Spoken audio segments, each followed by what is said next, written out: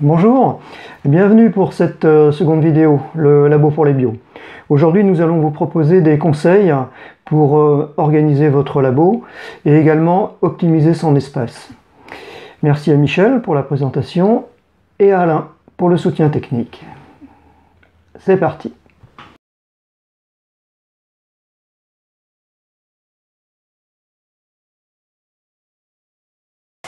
Je vais maintenant vous présenter l'installation de la zone humide. Pour commencer, il vous faut un bac qui va avoir un rebord pour éviter que l'eau coule. Celui-ci est fabriqué sur mesure, il a des patins en dessous pour le permettre de déplacer facilement, mais vous pouvez parfaitement utiliser du matériel de récupération. Ces bacs-là viennent d'un traiteur, carottes râpées, etc. C'est parfait également. Ensuite, il va vous falloir des flacons de différentes tailles. Vous avez par exemple des flacons comme ceci, avec couvercle, ça c'était des anchois, des flacons un petit peu plus gros, des petits bocaux qui peuvent également servir de coupelle à large ouverture, genre bocal de pâté, des pots de yaourt. Celui-ci est accompagné d'un compte-gouttes récupéré dans des flacons de médicaments. Et puis également un bocal à ouverture large, ou bien à nouveau des bacs pour servir de bac de vidange quand vous avez fini votre préparation pour jeter. Vous allez avoir besoin de quelques produits. Javel, alors attention, ça tâche, vous pouvez mettre une blouse si vous le désirez. Et puis également de l'alcool. Voilà. Maintenant, le petit matériel, disons, de dissection. Inutile de vous ruiner. Vous pouvez avoir, d'une manière très bon marché, des petites pinces comme ceci en plastique, pinces à disséquer, ou bien en métal, par exemple dans des magasins de matériel médicaux. Ça doit coûter 2 €, c'est pas très cher. Même chose, des petits ciseaux médicaux ou bien des ciseaux à ongles, il y en a à 4 €, là encore, inutile de vous ruiner.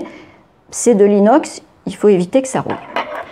Vous allez avoir besoin, pour trier les toutes petites choses dans votre préparation, d'une aiguille montée. Celle-ci a été fabriquée maison. Il s'agit d'une baguette alu récupérée dans un magasin de bricolage, sur laquelle a été montée une aiguille de seringue, bien protégée.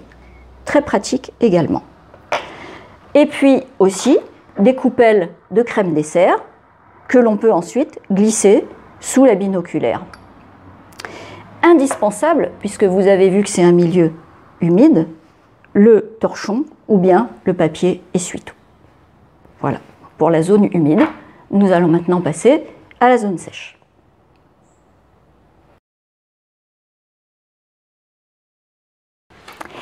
La zone sèche, par opposition à la zone humide où l'on fait les préparations, c'est la zone où l'on va placer tous les appareils qui ont besoin de se brancher sur l'électricité. Microscope, binoculaire, mais également éclairage ou bien ordinateur pour les appareils qui nécessitent d'être branchés sur un ordinateur.